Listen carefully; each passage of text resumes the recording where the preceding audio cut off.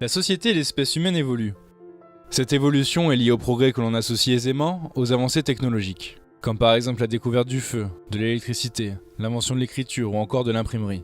Des découvertes majeures donc, techniques, mais aussi scientifiques, à l'issue desquelles sont nés de nouveaux outils. Mais comment ces outils influencent-ils nos vies? Comment courbent-ils l'histoire? Comment nous, en tant que vétérinaires, devons-nous les accueillir? L'histoire de la médecine est jalonnée de nombreuses découvertes qui ont eu un impact direct sur la manière de traiter les patients. Comme la découverte de la pénicilline, la première vaccination, la première utilisation du stéthoscope aux hésitants premiers tracés d'électrocardiographes, ou simplement la création des seringues en plastique.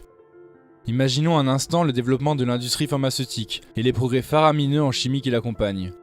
Imaginons les bons monumentaux de l'imagerie médicale, de la première radiographie maladroite et floue, aux scanners et aux IRM de haut champ magnétique que nous connaissons aujourd'hui. De l'asepsie et ses règles rigoureuses, aux premières greffes de cœur, du bistouri, aux premiers robots chirurgiens.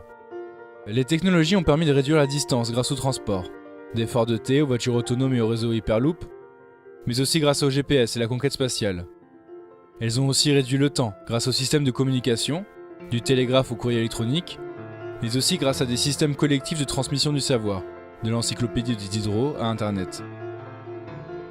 De manière générale, des systèmes de mesure plus perfectionnés permettent de déceler des phénomènes jusqu'alors invisibles. À l'échelle microscopique, via le premier microscope et l'avènement de la biologie cellulaire aux immunothérapies, de la découverte des virus aux thérapies géniques, de celle de l'ADN jusqu'au séquençage génomique. Mais aussi à l'échelle macroscopique, avec l'épidémiologie, les premiers travaux de génétique des populations, la récolte massive de données et leur analyse, que l'on nomme aujourd'hui vulgairement Big Data.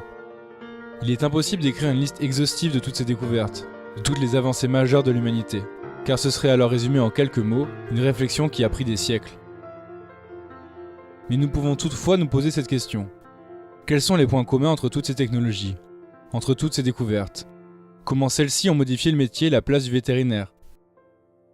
Elles ont permis sans aucun doute une médecine plus aboutie, grâce à un meilleur diagnostic bien entendu, grâce à une identification de la cause plus précise, à des traitements plus adaptés, des examens moins invasifs, mais aussi à une prise en charge plus précoce de certains troubles, à une considération plus importante du confort du patient, de sa douleur, de sa souffrance, et ceci à tout âge de sa vie. Aujourd'hui, il est question du futur. Il est question de la révolution numérique. Il est question de faire face à un certain nombre d'inquiétudes. La révolution industrielle a permis de décupler notre force physique. Aujourd'hui, la révolution numérique décuple notre capacité intellectuelle. Mais pourquoi ce numérique nous fait-il si peur? Qu'est-ce qui se cache derrière celui-ci? Derrière tous ces mots, imprimante 3D, algorithme, chatbot, machine learning, casque de réalité virtuelle ou bien alors augmenté, ordinateur quantique. Qu'est-ce qui se cache derrière ce fantasme d'une création humaine hors de contrôle? La peur d'être remplacé peut-être, de s'éloigner de l'humain, de créer quelque chose de meilleur que soi-même, de devenir caduque, obsolète, que nous soyons notre propre processus de sélection naturelle. La rapidité à laquelle la société évolue semble également y participer dans un monde à plusieurs vitesses.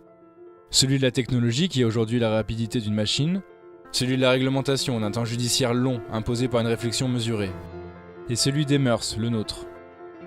Ce temps, des mœurs, semble être celui qui nous rapproche, malgré des différences de génération créées par le simple fait de leur donner un nom. 2.0, 3.0, X, Y, bien que celle-ci ne représente finalement qu'une technologie, et non une différence fondamentale d'essence, de ce qui fait de nous ce que nous sommes. Car finalement, quel est le point commun entre un étudiant vétérinaire issu de la première promotion de l'école de Bourgelat en 1761 et celui de la promotion 2050 ? Un vétérinaire est-il déterminé par les outils qu'il apprend à utiliser ? Est-il déterminé par l'espèce qu'il a choisi de traiter? Est-il défini par ce qu'il a appris? Ou existe-t-il quelque chose de plus profond? Quelque chose d'imperceptible, un dénominateur commun? Ou pour parler plus concrètement, que restera-t-il si les machines savent tout? Qu'est-ce qui définira un vétérinaire s'il n'a plus la nécessité de savoir, de réaliser des actes médicaux? Il restera sa passion, celle de mettre tous les moyens en œuvre pour soigner les animaux, pour soulager leurs souffrances. Il restera son éthique personnelle. Il restera membre d'un tout plus grand que lui, une profession, respectant un code, une idée, celle de l'altruisme, de l'empathie. Science sans conscience n'est que ruine de l'âme, disait Rabelais. Le vétérinaire restera un expert, intimement convaincu et porteur de ses valeurs, capable de libre arbitre, de réflexion.